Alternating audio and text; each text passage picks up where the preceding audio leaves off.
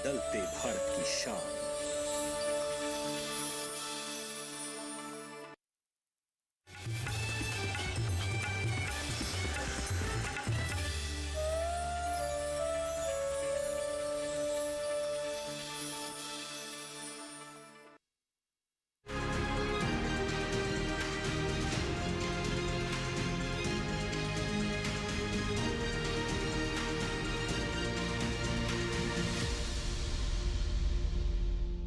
नमस्कार, दूरदर्शन किसान देख रहे हैं आप। कार्यक्रम कृषि दर्शन में आप सभी का स्वागत है। मैं हूं आपके साथ पुलकित शुक्ला।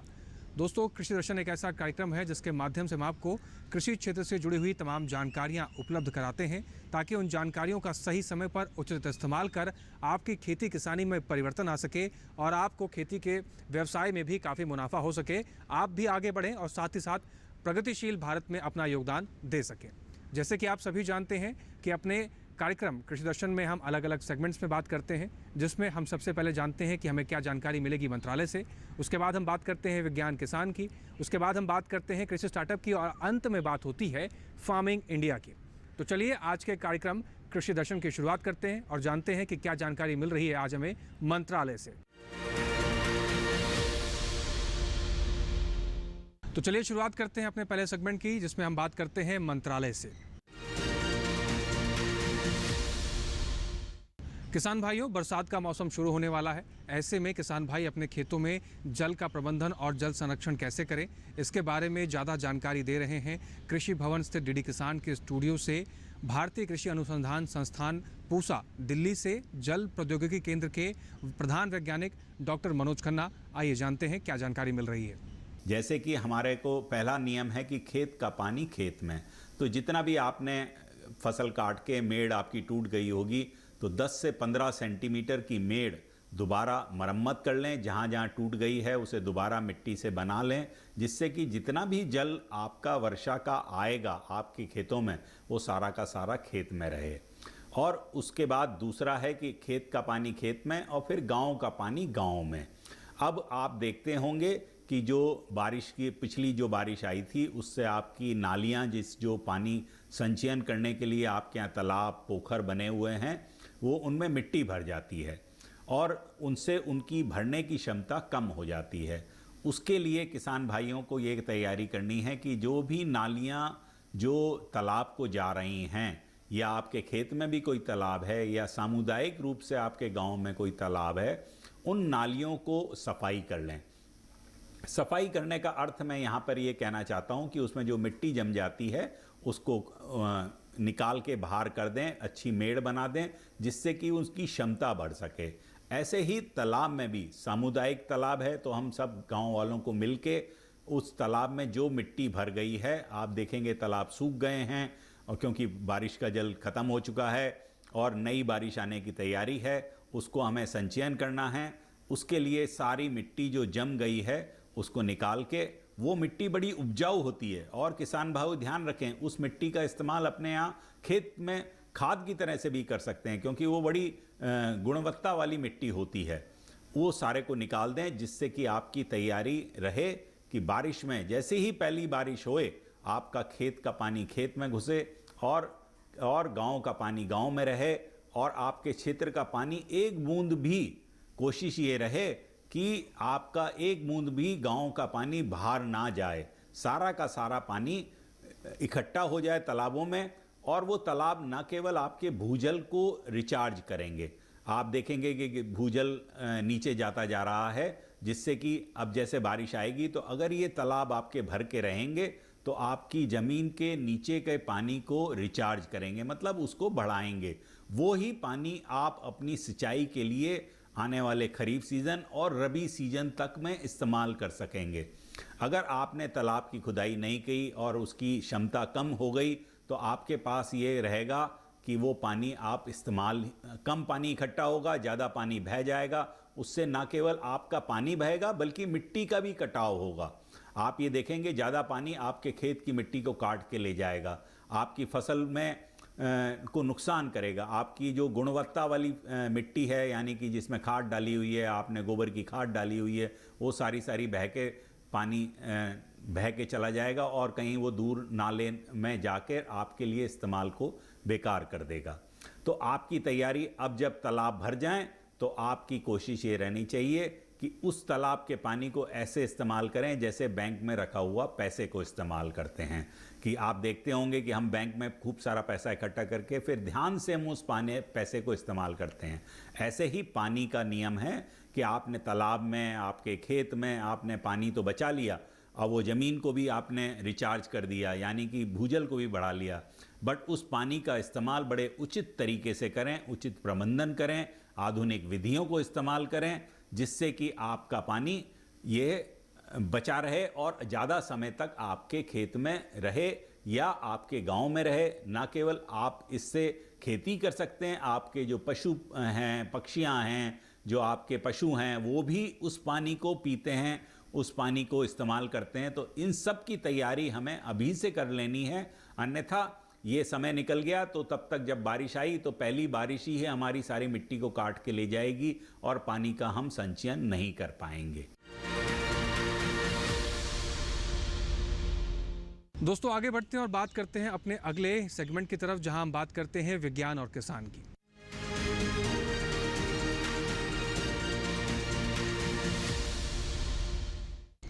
विज्ञान और किसान में आज हम बात करेंगे खेती किसानी में जुड़े हुए तमाम मशीनीकरण और तमाम यंत्रों के उपयोग के बारे में। जैसे कि आप सभी जानते हैं कि विज्ञान बहुत तेज़ी से तरक्की कर रहा है, नए नए संसाधन हर तरह के सेक्टर्स में आज इस्तेमाल हो रहे हैं। खेती किसानी में भी आज हम बात करेंगे ड्रोन के उपयोग की। पहले तो ड्रोन शादी ब्याह या युद्ध के मैदान में इस्तेमाल किए जाते थे, लेकिन अब ड्रोन का प्रयोग खेती किसानी के क्षेत्र में भी किया जा रहा है। कैसे ड्रोन खेती किसानी में फ़ायदा पहुंचा रहा है और कैसे किसान भाई इसका इस्तेमाल कर अपनी खेती किसानी में नए नए बदलाव लेके आ रहे हैं, आइए देखते हैं इस विशेष रिपोर्ट में। वैज्ञानिकों के गहन अध्ययन और कड़ी मेहनत का परिणाम है ड्रोन तकनीक। हाल के समय में कृषि में ड्रोन टेक्नोलॉजी काफी उपयोगी साबित हो रही है। खेती में ड्रोन का काम सिर्फ छिड़काव तक ही सीमित नहीं है, बल्कि ये आर्टिफिशियल इंटेलिजेंस का भी हिस्सा है। ड्रोन में लगे सेंसर फसल की निगरानी बहुत आसानी से कर लेते हैं। अब किसान बड़ी सरलता से जान पाते हैं कि खेत के किस हिस्से में कीड़े लगे हैं और किस हिस्से में बीमारी। और साथ ही हाई कैपेसिटी ड्रोन की मदद से खेतों से ताजी सब्जियां, फल और फूल वगैरह बाजार भेजना भी आसान हो गया है। मछली पालन से जुड़े लोग तालाब, नदी और समंदर से सीधे ताजा मछलियां ग्राहकों तक पहुंचा पा रहे हैं। बात करें सिंचाई की, तो ड्रोन की मदद से बड़े क्षेत्रों में भी सिंचाई करना आसान हो गया है। ड्रोन में लगी मल्टी स्पेक्ट्रल सेंसर उन क्षेत्रों की पहचान कर सकते हैं जो बहुत शुष्क हैं। इससे किसान को पूरे क्षेत्र में बेहतर सिंचाई में सहायता मिल जाती है। खेती में ड्रोन तकनीक आने से पहले खेती के काम में समय और श्रम दोनों ही ज्यादा लगते थे। ड्रोन का उपयोग कर 6 मिनट में 1 एकड़ खेत में दवा का छिड़काव संभव हो सका है। साथ ही पहले की तरह 200 लीटर पानी की जरूरत नहीं, केवल 10 लीटर में ही काम हो जाता है। यही नहीं, दवा का छिड़काव सारे पौधों पर अच्छे से हो जाता है, जिससे किसानों को नुकसान का सामना नहीं करना पड़ता है। किसान भाई अपने खेतों में ड्रोन का इस्तेमाल कर सकते हैं। ड्रोन का अधिकृत होना जरूरी है।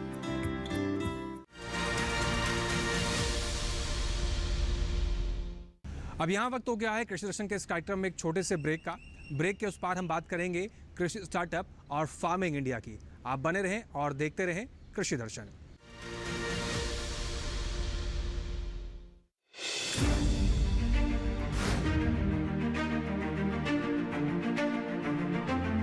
फसलों के भाव से लेकर उनकी आवक तक, पैदावार से लेकर बुआई के क्षेत्रफल तक, आयात से लेकर निर्यात तक,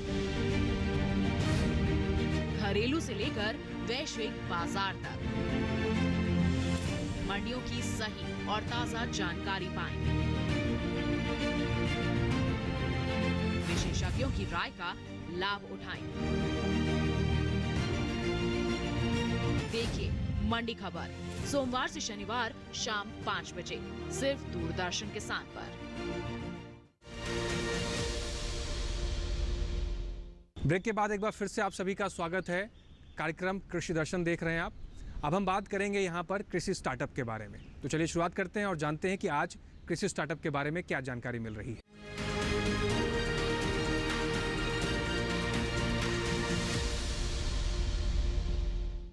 आज कृषि स्टार्टअप के बारे में हम बात करेंगे लुधियाना के बारे में, जहां पर जमकौर सिंह सरसों का ऑयल प्रोसेसिंग कर रहे हैं। जमकौर सिंह कैसे योजनाओं का लाभ उठाकर और कैसे कृषि वैज्ञानिकों से मुलाकात कर उनकी जानकारियों से लाभ उठाकर ऑयल प्रोसेसिंग में आए और कैसे एक सफल किसान के रूप में, एक कृषि स्टार्टअप के रूप में अपने आप को स्थापित किया, अपने काम को उन्होंने स्थापित किया। आइए देखते हैं इस रिपोर्ट में।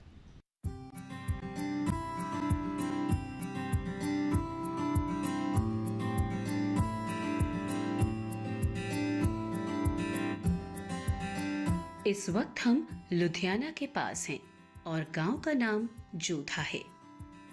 ये छोटी सी एग्रो प्रोसेसिंग यूनिट इसी गांव के जमकौर सिंह की है। इन्होंने 33 साल पहले इस काम को शुरू किया था। मैं जो काम कर रहा हूँ उब्बी एग्रो प्रोसेसिंग यूनिट का मैं ओनर हूँ। हमारा जो गांव है पंजाब के लुधियाना ज़िले के पास है। हमने जो ये काम शुरू किया है इसके काम शुरू करने को मतलब कम से कम 28-30 साल हमें जहाँ तक पहुँचने में लग गए हैं। 28-30 साल पहले मैंने एक छोटा सा काम मतलब कर्जा लेके गवर्नमेंट से, बैंक से कर्जा लेके शुरू किया था। वो सिर्फ उसमें आटा चक्की थी, एक तेल निकालने वाला मशीन था, बस दो हमारे पास मशीनें थी। वो काम हमारे पिताजी के आशीर्वाद से हमने शुरू किया था। इस काम में हमारे पिताजी की हमें बहुत सपोर्ट रही, लेकिन हमें मन में बहुत मतलब रहता था कि जो बड़ी बड़ी कंपनी करती है काम, जैसे ये प्रोडक्ट बना पड़ा है, भाई हम भी ऐसा क्यों नहीं कर पाते, मतलब हमें भी करना चाहिए। धीरे धीरे मतलब काम की समझ आती गई, एक एक करके हम प्रोडक्ट की गिनती बताने शुरू कर दी। अभी हमारे पास तकरीबन 50-55 तरह के प्रोडक्ट है जो हम सेल करते हैं। काम की तो दिक्कतें तो बहुत आई थी। सबसे दिक्कत बड़ी रहती थी पंजाब में बिजली की दिक्कत। गांव का एरिया था, गांव के एरिया में बिजली नहीं आती थी, इसलिए रात भर हमें काम करना पड़ता था। दिन में भी मतलब इसको जो ग्राहक था उनको देखना पड़ता था। मॉडल सपोर्ट जो हमारे पास इतनी नहीं थी, मतलब काम अकेले ही करने वाले थे। जमकौर सिंह तेल, आटा, दाल, चावल और मसालों की प्रोसेसिंग कर रहे हैं। वो अपनी कामयाबी का श्रेय 2 बातों को देते हैं, एक ईमानदारी और दूसरी क्वालिटी। इनका कहना है कि ये गुणवत्ता के साथ कभी समझौता नहीं करते, इसलिए इनके उत्पादों की मांग पूरे पंजाब में है। अभी हम अपने काम से पूरे खुश हैं और देश के युवाओं को भी कहते हैं कि अपनी धरती पे, अपने गांव में कहीं भी काम करो, 8-10 साल तुम मेहनत करो दब के, मतलब आपका जो काम है वो आपको ऊपर मेहरबानी काम आपके पे करेगा। आप इतनी कमाई कर पाओगे कि आप सोच भी नहीं सकते। काम मतलब ईमानदारी से होना चाहिए। सैमसंग का जो काम है, इतना काम है, मतलब ये कभी ना ख़त्म होने वाला और काम है, मतलब जितना मर्जी आप बढ़ा सकते हो, बड़ी से बड़ी कंपनी खड़ी कर सकते हो, ये कभी भी ख़त्म नहीं होगा ये काम। जमकौर सीधे किसानों से फसल खरीदते हैं। आटे के लिए इन्हें गेहूं चाहिए, तेल के लिए सरसों और मसालों के लिए हल्दी, धनिया जैसी फसलें। इसके अलावा इस यूनिट में 20 से 25 कर्मचारी काम कर रहे हैं। कोई अकाउंट देख रहा है, कोई मार्केटिंग और कोई मजदूरी। जगदीप कंवर मैनेजर हैं और पिछले 20 साल से यही काम कर रहे हैं। किसान हमारे देश की रीढ़ की हड्डी है, लेकिन किसान को साथ में किसानी से रिलेटेड जो काम है वो भी करने चाहिए। उसको प्रोडक्शन में आना चाहिए, उसको खुद की मार्केटिंग करनी चाहिए और जो अपने वो प्रोडक्ट्स बनाते हैं उसको वो खुद सेल करें, उसमें वो ज़्यादा प्रॉफिट ले सकते हैं। हमारी जो ये फर्म है उब्बी एग्रो इंडस्ट्रीज, इसमें तकरीबन हमारे 20 से 25 लोग हमारे साथ अटैच हैं। जैसे हमारे चार्टर्ड अकाउंटेंट हो गए और हमारे जो ESI के हो गए, और इसके साथ हमारे जो लेबर वर्कर्स हैं वो हो गए। मतलब फार्मर्स के साथ साथ हमने 25 से 30 लोग जो हैं वो यहाँ काम करते हैं, सभी को रोज़गार दिया हुआ है हमने। तो मैं ये चाहता हूँ कि हमारे देश में ही रहकर अच्छे से काम किया जाए, तो यहाँ काम की कोई कमी नहीं है। जो भी यहाँ रॉ मटेरियल हम यूज़ करते हैं, हम सीधा किसानों से डील करते हैं। हम किसानों से बात करते हैं, जैसे सरसों हो गई, स्पाइसेस हो गए, टर्मरिक हो गई, हम सीधे किसानों से परचेज़ करते हैं, किसानों तक पहुँच करते हैं, किसान हम तक पहुँच करते हैं। तो जो भी मार्केट वैल्यू चल रही है हम वो देकर उनको ये सभी चीज़ें प्रोड्यूस करते हैं किसानों से। हर काम रफ्तार पकड़ने में समय लेता है। जमकौर सिंह को यहाँ तक पहुँचने में 33 बरस लगे हैं। आगे बढ़ते हैं उत्तर प्रदेश की तरफ, जहां पर आपको ले चलते हैं मेरठ। यहां पर महिला उद्यमी पायल अग्रवाल ने केचुआ खाद उत्पादक के तौर पर अपनी एक अलग पहचान बनाई है। दोस्तों, केचुआ खाद मिट्टी की गुणवत्ता को बनाए रखने में बहुत महत्वपूर्ण भूमिका निभाता है। आप मिट्टी की गुणवत्ता बनाए रखने में और अपनी उत्पादक क्षमता को बढ़ाए रखने में भी केचुए खाद का इस्तेमाल कर सकते हैं। जानते हैं पायल से कैसे उन्होंने केचुआ खाद उत्पादक के तौर पर अपनी कहानी की शुरुआत की और कैसे आज वो कृषि स्टार्टअप के तौर पर अपने आप को स्थापित कर चुकी हैं।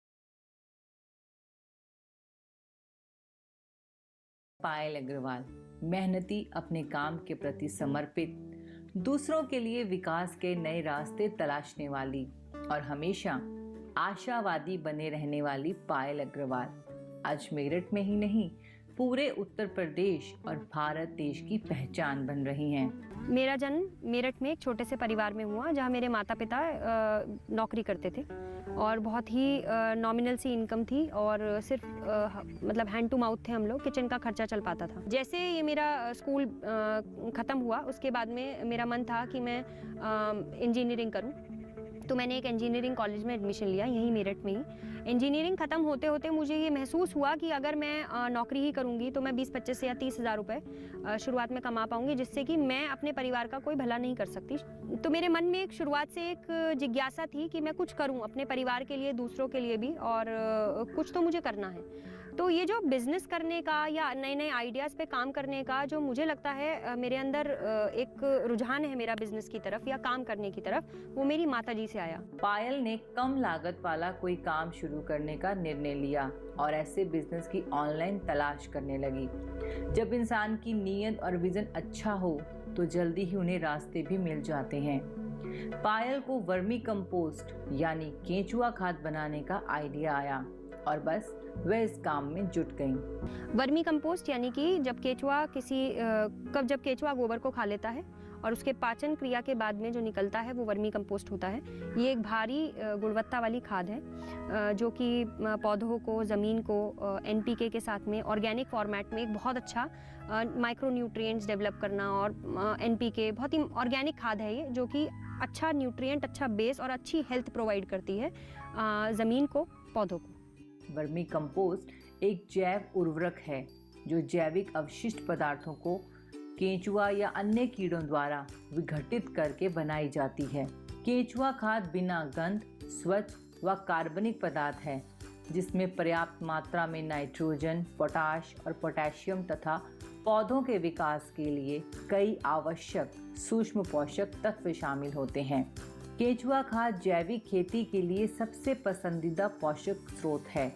यह फसल और पर्यावरण के लिए अनुकूल है और एक पूर्ण नवीनीकरण का एक जैविक उत्पाद है। प्रोसेस वर्मी कंपोस्ट को तैयार करने का बहुत ही सिंपल है। सबसे पहले ज़मीन को समतल करके ज़मीन पर पन्नी बिछाई जाती है। 30 बाय 4 यानी कि 30 फुट लंबा, 4 फुट चौड़ा एक स्टैंडर्ड बेड साइज़ है जिसमें गोबर बिछाया जाता है। हाथों का इस्तेमाल करके उसको एक गोलाई दी जाती है, कब्रनुमा शेप दिया जाता है और उसको शेप देने के बाद में उसके ऊपर केचुआ छोड़ा जाता है।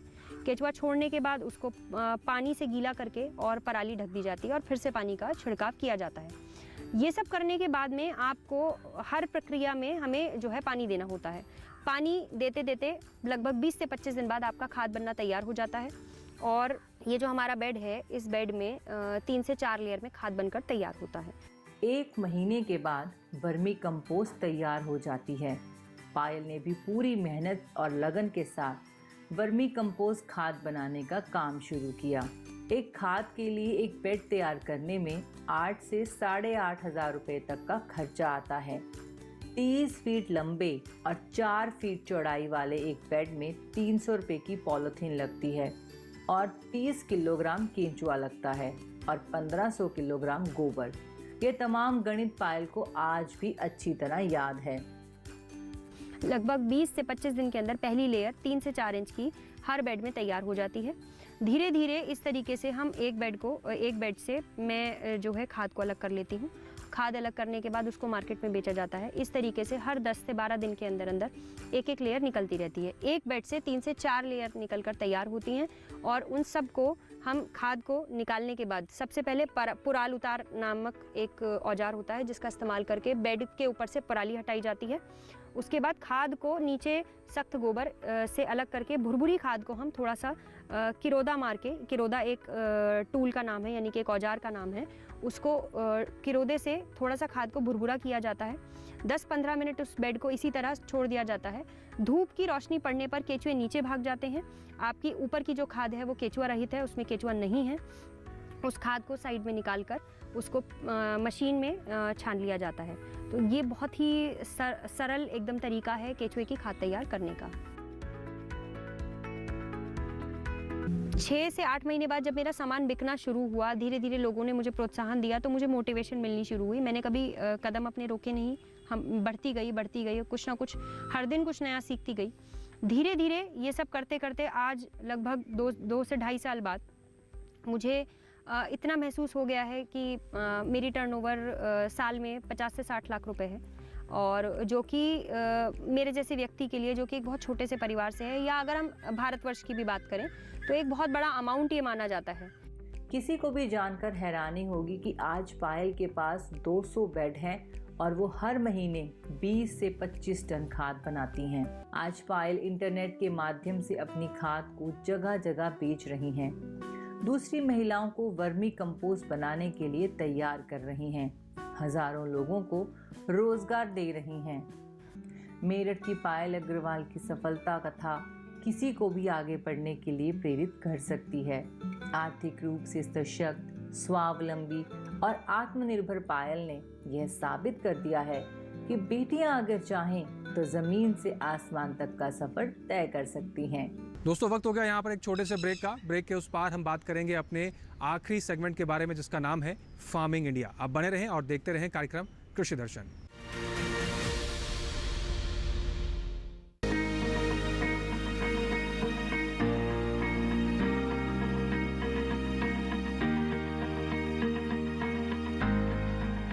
घर के बगिया में छिपा है सेहत का खजाना। टेरेस गार्डनिंग से बनेगा घर ब्यूटीफुल और हेल्दी। क्यों ना गार्डन में उगाएं अपने फल फूल और सब्जियां, जिससे सेहत भी बने और छत की बगिया भी खिली खिली रहे। देखिए छत पर बागवानी, शनिवार सुबह 9 बजे सिर्फ दूरदर्शन किसान पर।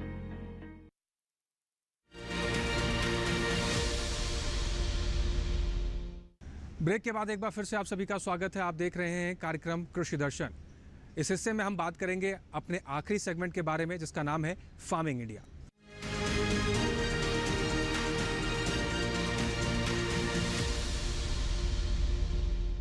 तो आज हम फार्मिंग इंडिया में बात करने जा रहे हैं कृषि सखी के बारे में।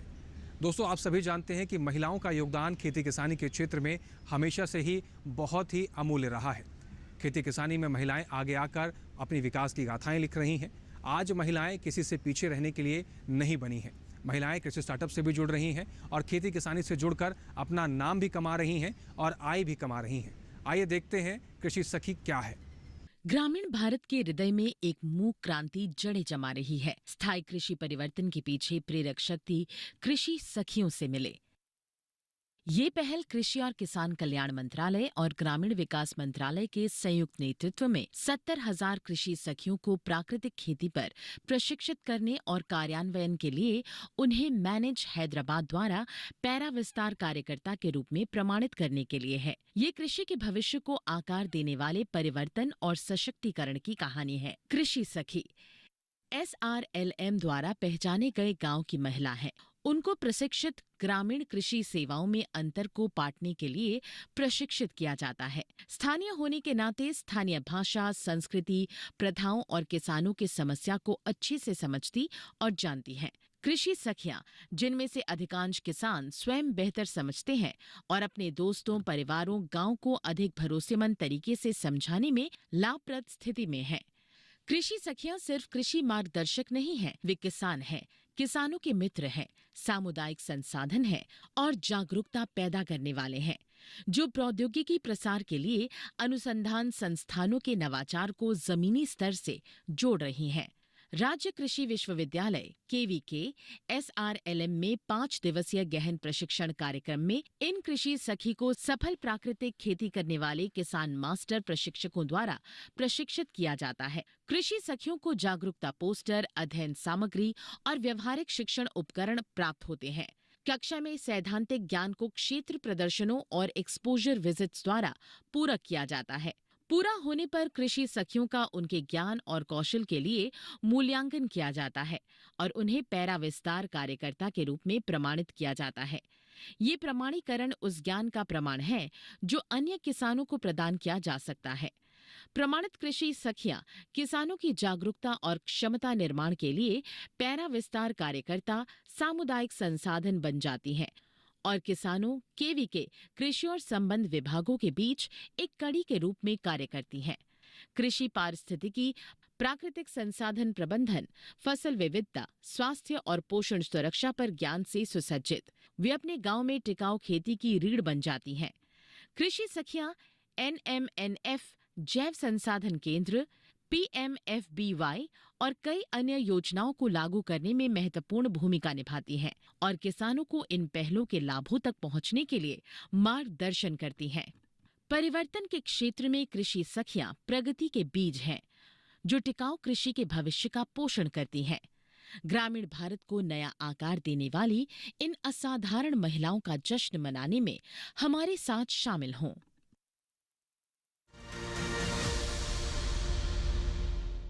तो ये था आज का हमारा कार्यक्रम कृषि दर्शन। उम्मीद करते हैं कि इसमें उपलब्ध कराई गई सभी जानकारियों से आपको उचित लाभ होगा और आपकी खेती किसानी में भी परिवर्तन आ सकेगा। कृषि दर्शन के इस कार्यक्रम से जुड़े आपके कोई भी सुझाव या कोई भी विचार आप हम तक पहुंचाना चाहते हैं तो आप हमें पत्र लिख सकते हैं।